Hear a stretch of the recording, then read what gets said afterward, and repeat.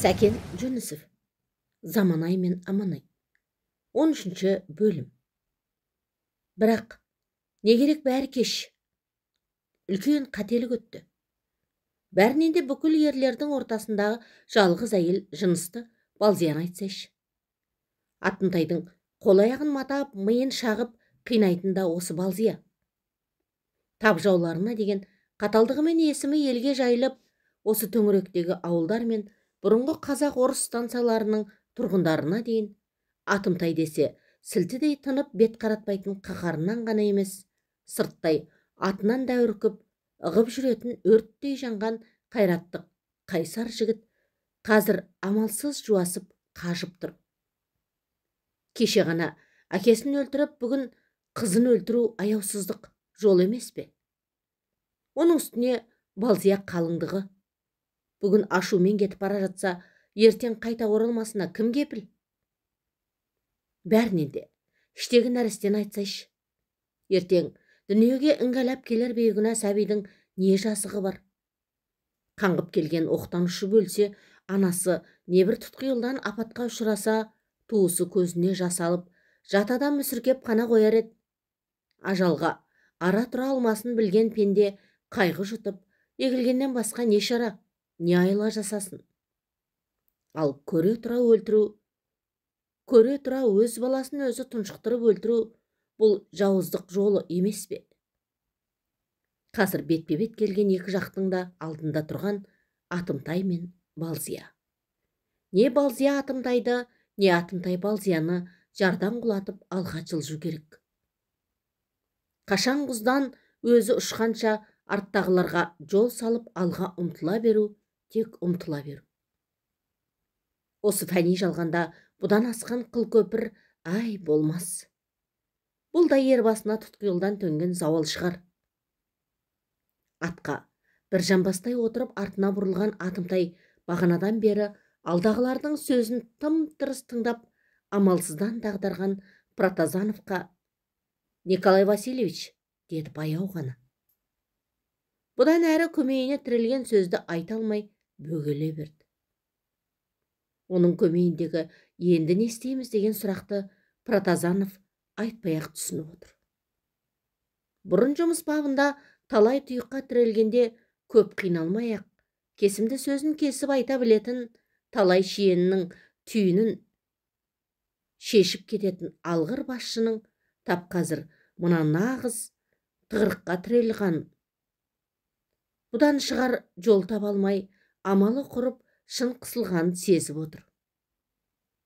Протазановтың да бұған қосар ақылы да айла амалы да жоқ. Әсіресе ең соңындағы атта отырған тәжірибелі шекарашының қараңғыда шимайлай, баттита жазған тілдей қағазы қолдан қолға көшіп, әуелі Протазановқа, содан соң Атымтайға жеткен еді. «Здесь нейтральная зона» деп жазылған ескертуі мұның да қолын байлап тастады. Ендігі сенгені, екі жақ өзара келісімге келер, бетпе-бет айқастан сескеніп қаймығар деп еді. Қашқындардың бет қаратпас тұсынан түңлейін деді. Әсіресе ең алда тұрған, алдымен оққа ұшып, құздан алдымен ұшуға тиіс Балзияның Атымтайға үлкен тосқауыл екенін, батыл жігіттің қолын байлап тұрғанын Протазанов та жақсы түсінеді. Ол екеуінің арасындағы титімдей бала күндерінен бауыр басқан айрылмас достық соңы махаббатқа айналып, көп ұзамай үйлену тойларының болатынын да естіген. Кейде өзімен құрдасындай қалжыңдасып, кейде әкесіндей ақылдасып, көп кеңестер сұрайтын. Атымтай осы арада көпті көрген адамнан тағы да аталық көмек күтіп, үлкен салмақ артып тұрғаны айтпаса да белгілі. Төңкеріс жолында талай-талай өткелдерден өткен, дүние жүзіндегі ең ірі сорақы аталатын патша түрмелерінің адам төзгісіз едендерін жастанып, қорлық зомбылықтың неше бір түрін басынан кешкен, азамат соғысының басынан аяғына дейін қару асынып, ат үстінде қалғып тұйықсын төрт бөлген тап жаулары мен ірілі ұсақты бандылармен шайқаста әсте мойымаған табанды коммунист, тәжірибелі қарт Протазанов осыншама ғұмырында Тап осындай тұйыққа тірелмеген шығар-ау. Тап осындай өткелге кездеспеген шығар-ау. Таң бозара бастады. Күзгі тау ішінің таңы да қырдағыдан бөлек. Қай беттен таң қылаң беріп түнерген түн қабағын қай жағынан ашары да белгісіз. Күннің қай тұстан шығарын аңғару қиын. Әйтеуір бозамық тартқан тау қойнаулары бірте-бірте қылаңдап, үңірейген қараңғылық күлгіндене береді. Әр жерден бұлдырап биік сұсты шыңдардың төбесі шайып көріне бастады. Етек жағы түбі көрінбейтін тұңғиық қара су сияқты. Терең құзды сайлар мен шатқалдардың нұсқасы көзге шалынар емес. Желсіз тымықта ұйып қалған қалың соқыр тұман сұр ешкінің қопсыста тастаған түбітіндей. Аспан да сұр, тау да сұр. Айнала қоршаған алып тас қамалдан дымқыл иіс қана білінеді. Тұман иісі, сыз иісі, шірік ағаш иісі. Жол жиегіндегі жарлауыш жалаңаш тастар бусанып, бүкіл тау іші тұмауратып тұр. Тау тіршілігінің алғашқы белгісіндей терең құздың табандағы жан жағын самырсын ырғай көмкерген жер тамырындай өзен маңында шиқылдаған торғайлардың үні естіле бастады. Таң хабаршысындай ұйқыларынан ояна сала бір-біріне әлсіз ғана дыбыс берген торғай үдерінде жазғы салтанат жоқ. Күзгі салқыннан дірдек қаққан әлжуаз байқұстар өзді-өзі мұңын шаққандай жалынышты. Жалбарынышты күңкілдесіп таудан төмен жылы жаққа күнгей бетке түсудің қамына жаппай кіріскен тәрізді. Басқа тіршілік атаулыдан хабар жоқ. Бір сарынмен құлай аққан өзен сарылы ғана қияда қалғыған салт аттылардың құлағына талып естіледі. Ұйқысыз, тынымсыз ағып жатқан салқын ағынды тау өзені. Таң аппақ боп атқанда тау торғайларындай дүр етіп жолаушылар да шулап қоя берді. Түн бойы дымқыл салқын тауда тоңазып, бойларын суық алған ұйқыдан ойдан қажыған ызалы әрі үрейлі жұрт дүрсілкініп тез сергіді. Бір-бірін түрткілеп оятқандай, не алдағыларға сес көрсеткендей даурыға сөйлеп даңғаза басты.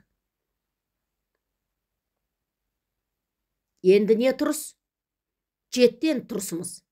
Бүйтіп ұйқыдан қажып, аштан-аш тірідей жаурап өлгенше жағаласып жүріп, таудан ұшып өлейік, аттаңның. Я десейш, тірі жанға бір өлім. Бұзамыз қамалды, жетеміз бала шағамызға, десіп, өз сөздерімен өздері қуат алғандай, сөйлеген сайын жігерленіп, сөйлеген сайын еліре түседі. Түні бойы бұлт бүркеніп бұйығып, тып-тыныш қалғыған тау да енді шырт ұйқысынан шошып оянған қарт алыптай дүрсілкініп, бажылдаған жұртпен жарыса айғайлап, қарлыға жаңғырығып кетті. Не тұрыс, не тұрыс? Бір өлім, бір өлім, өлім, өлім деп, әр қойнау, әр шатқал, әр шың сайсаланы алып, үнді қақпақылша қағып алысқа таратып, көршілес бөтен тауларға бөліп-бөліп жеткізіп жатыр. Ердің қасынан қос қолдап тірей ұстап ұйқысыз қалың ойда отырған Балзия басын оқыс көтеріп алды. Ал Атымтай, енді не тұрс? Тосуымыз жеткен шығар? Я, жеткен сияқты, деді амалы құрған Атымтайды. Қане, қалай өткілерің келеді? Қандай шарт қоясыңдар? Шартымыз сол, екі жақтың аттары да кейін шегіне алмайды. Сендер аттарыңды жардан құлатыңдар, біз өтеміз. Жоқ, ол болмайды. Атымтай түксие қарады. Біздің де шартымыз бар. Екі жақта жаялап, алма кезек, жар жағалап, ат бауырлап, амалдап өтеміз. Осылай дейтіндерің бастаңдар. Әуелі біздің адам, деді де Балзия артындағы Сәлменге бұрылды. Сәлмен аға, естіп тұрсыз ғой? Топшылауымыз тура келді. Кейінгілерге бұйрық етіңіз. Әлмен соңына дейін қала тұрсын. Түнде келіскен шешім Сәлменге аян. Артына еңсеріле бұрылды да, жаттап алғандай сыдырта жөнелді. Жол ашылды. Екі жақтан да кезекпе-кезек жаяулап өтіп орын алмасамыз. Қашан біз жақтағылар өтіп болғанша әлмен тапжылмасын. Аттан түсіп шылбырын ұстап, оқтаулы мылтығымен қарауылшы болады. Өтіп бара жатқандардың не өтіп алған біреу-міреудің оғаш қимылын, арам пиғылын сезсе, табан аузында атып тастасын. Бәріңде бері шыға бере аттарыңның ер тоқымын алып, жүгенін сыпырып, құздан төмен лақтырыңдар. Сәлменнің бұйрығын аждахадай ирелеңдеген қыл көпірдің әр қалтарысындағы тұрғандар келесі қалтарыстағыларға жеткізіп қақпақылдап әкетті. Түні бойы неше түрлі қорқынышты үрейлі ойлар мазалап, соңымыздан қуғыншы жетіп, алды-артымыздан бірдей оқ жаудырып, қыспаққа алса күніміз не болады? Бәрінен де өкініштісі, ата-анамызға, ел-жұртымызға қосыла алмай, қапаста қамалған дала тағыларындай бар қауқары азуын ақситқан басқа дәрмен жасай алмай, бір таудың жапсарында қырылып елеусіз қалмақпыз ба? Сонда әкеден айырылған бала-шаға мен өлмеші шал-кемпірлердің күні не болмақ? Мына кең дүниенің қызығын енді ғана көреміз бе деп, жаңа ғана қанатымызды еркін жазып, туған жердің аспанында еркін қалықтаймыз ба деген шағымызда бөтен жердің көгіне де жете алмай, тым құрмаса, адам баласының ұлылы кішісіне Құдай тағаланың ортақ игілігі маңдайына жазған жар сүю алмау, о дүниеге бейкүнә аттанбақпыз ба десіп, әркім әртүрлі ой шырмауында қамыққан қашқындар. Жол ашылды дегенде, әлгінде көз алдарында тарс жабылып тастай бітілген өмір қақпасы қайта ашылып, тіршілік саңлауы қайта жылтырап, ессіз қуанғандай еді. Әттең, әркім өз сүйікті атын өлімге қиып, мүлдем қоштасарын ойлағанда, пендешілікпен қайтадан қамығып, қайтадан күйзелген. Екі жақтың адамдары да осы бір қимастықпен кешеуілдеп, аттарының жүгенін сыпыруға қолдары бармай, бөгеліп, бүгежектей беріп еді. Сәлменнің ақырған даусы естіліп, соңында тұрған ашулы әлменнің мылтығы шошаң етті. Тау аспаны қайсы бір адам мінезіндей құбылмалы. Қазір апашық, жадыраңқы көгілдір аспан әп-сәтте бұлт шақырып, алай-түлей айни қалады. Қазір ғана нөсерлеткен қара құрым бұлт, енді бір қарасаң тымтырақай ыдырап, көк күмбез жалаңаштана қалады. Әлгі әзірде ғана қайтып таң атпайтындай түнерген түн қылаңдана беру мұң екен, аяқ астынан салқынтау самалы тұрып, қарала торала көшпелі бұлт жырым-жырым жыртылып, тау іші лезде жап-жарық болып кетті. Етекте бөккен соқыр тұманда сейіліп, қойнаудың терең сайлардың бойымен тез жылжып, биік қарағайлар мен қалың шыршалардың арасына түтелене сіңіп, лезде жоғалып жатыр. Аузы үңірейген терең үңгірлер де сай жыралармен бәсекелескендей шуда-шуда тұманды жылы лебімен тартып, дамылсыз жұтып жатыр. Екі жақтың адамдары бірінен соң бірі алма кезек өте бастады. Екі жақтан да анда-санда жар жағалаған адам аяғының дыбысы естіледі. Тар жолдың кей тұсында мылтық не шоқпарларын сүйрете ұстап, атты жанамалай зорға сиып, қыстырылып, қымтырылып өтсе, енді бір кеңдеу жерде жарғабақтың ішке ойыла құлаған қуыстау тұсында еркін өтіп, қашқан да қуған да әйтеуір амалдап екі жаққа аман есен шығып жатқан.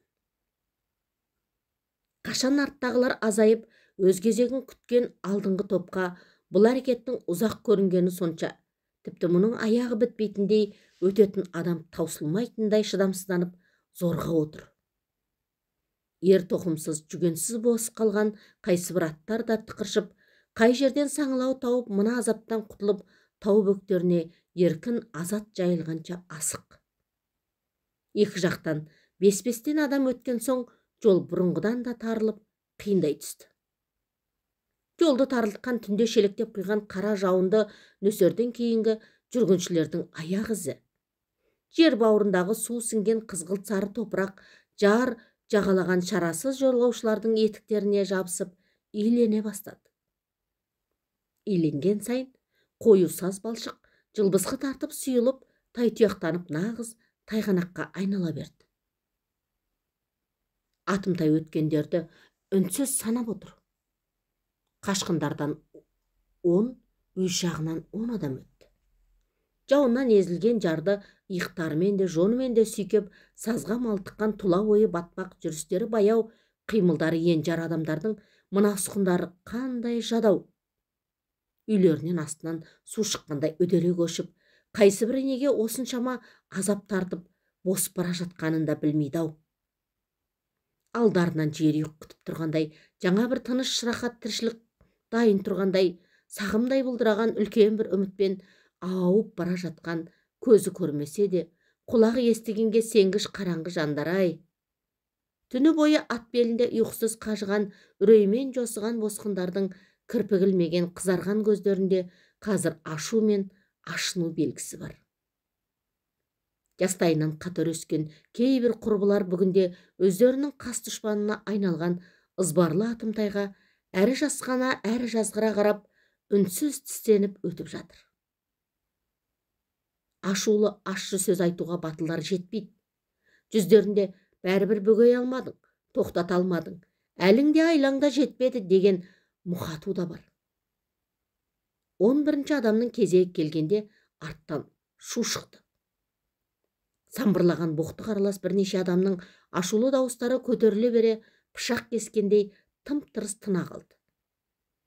Артыншақ төменде аққан қас өзеніне ауыр бірдеме күмп еткендей болды.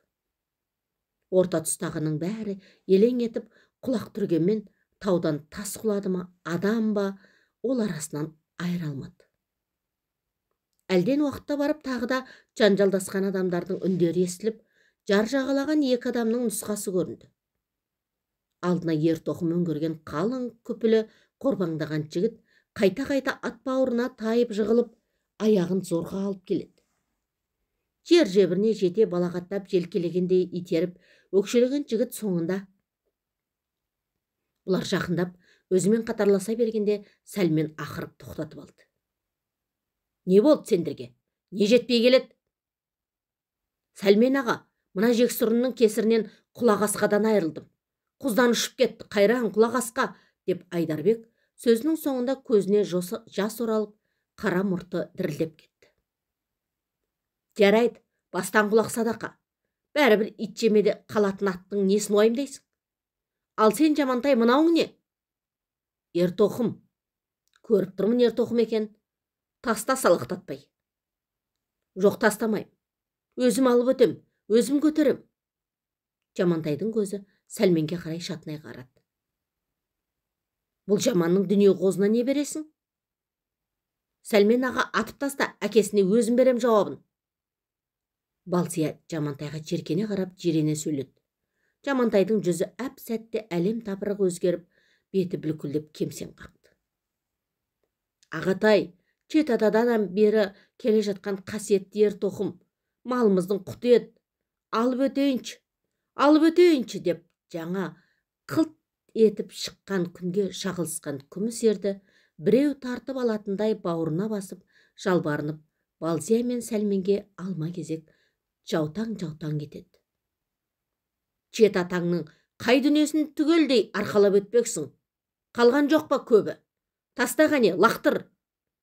1, 2, деп Сәлмен үңірейген қос ауызды тамағына тірегенде, қаны безер мергеннің атып жіберетіндей зәрлі сұсынан қорыққан Жамантай қадірлі ертоқымын амалсыздан төмен қарай лақтырды. Лақтырды да, өзенге түскен ертоқымның тасқа тиіп, оқпаны қасы быт-жыт қақыраған үнін естімейін дегендей, қос құлағын басып, ызадан ба, дәрменсіздіктен бе, қимастықтан ба, қыстыға жылап жіберді. Алғашқыда тау шыңдарының арасынан жарқ етіп шақырая шыққан күн қайтадан ала шұбар бұлттың астына кіріп бозара қалған. Тау табазан адамдардың жүзі де боп-боз.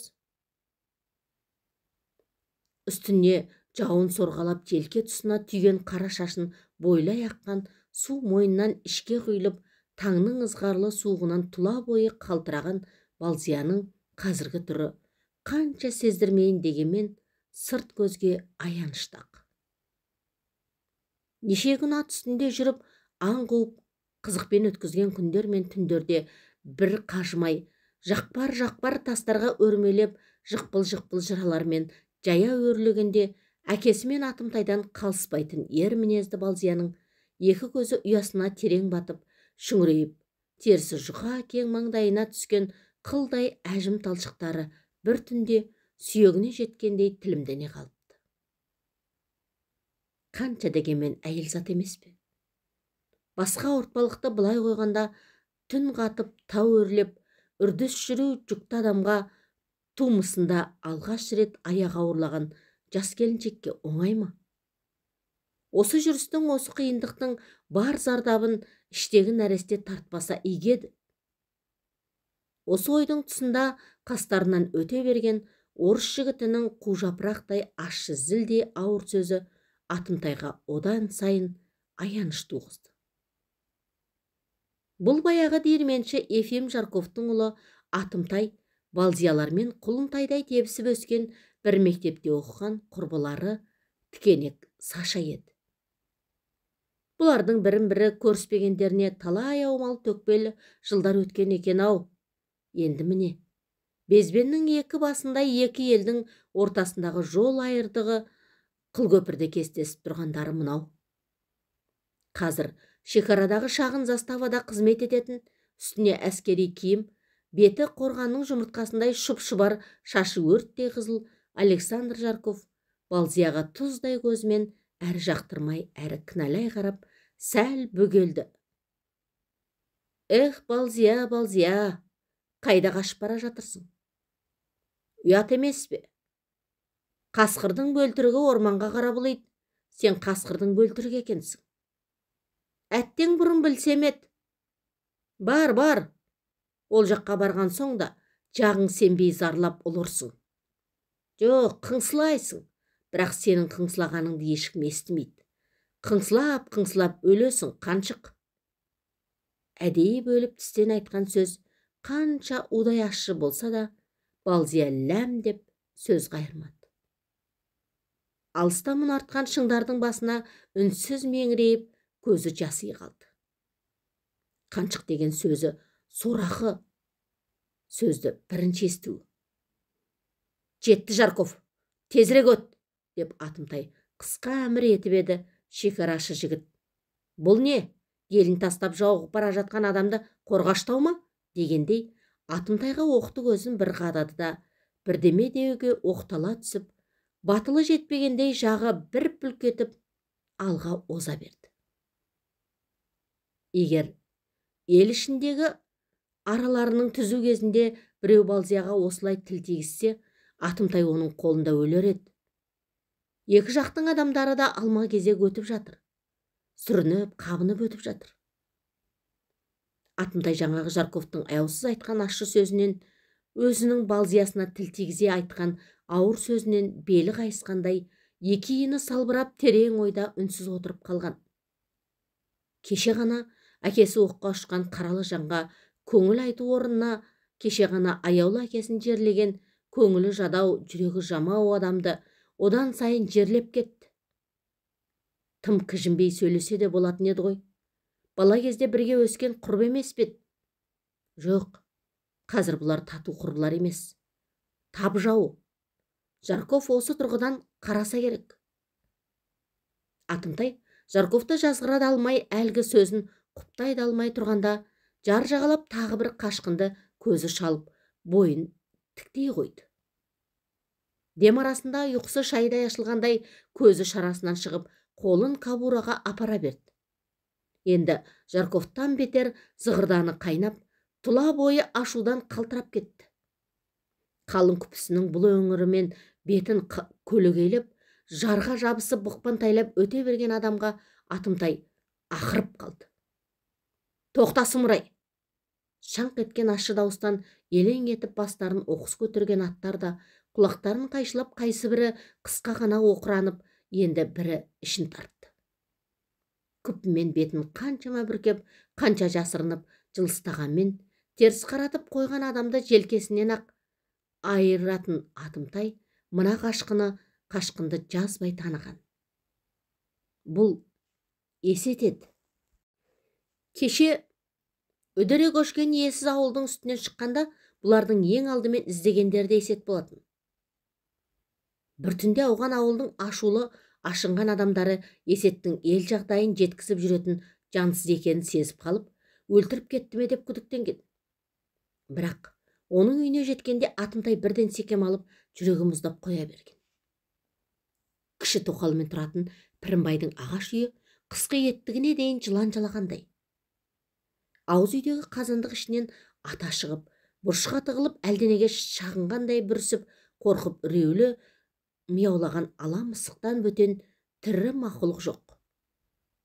Егер елдің аяқ астында тік көтерілі қашқанын есеттер хабарлап қояды десе, бұларды аз күнде өлмес деп аяқ-қолдарын матап, ашаға таңып, байлап кетер еді. Не еріксіз зорлап өздерімен бірге ала кетулері де мүмкін. Онда бұлардың дүниесін көшірудің не орны бар?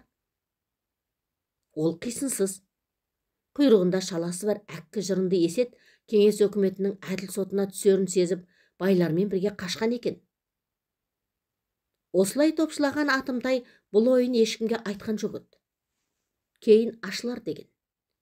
Неше жылдан бері Сәлімгерейді қорқытып та, жалынып та, бауырына тартып, Балзияны ұлына қосқысы келетін Пірімбайдың әрекетін білетін Атымтайдың, есет сияқты оқыған жігіттің қайтсе де Балзияның ауына түсірмей қоймайтын айлалы сұмқылығын білетін.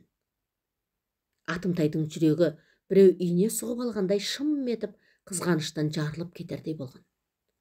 Атымтайдан бір жала іргесін салып, оралмас жолға түскен Балзияның әрі бай, әрі білімді, көрікті жігітпен ендігі өмірін мәңгі қосуы мүмкін ау. Атымтай бұл ойында қасындағыларға айтқан жоқ. Тек бар қателескені, егер есеттер жер ауса, елдің кәр құртаңдарымен бірге айдаған мал, көшкен жұртпен бірге алға озып, көзге түспеудің әрекетін жасар деп жобалаған еді. Тап мына жігіттермен бірге қолына қару алып, тосқауылда қалар деп ойлаған жоқты.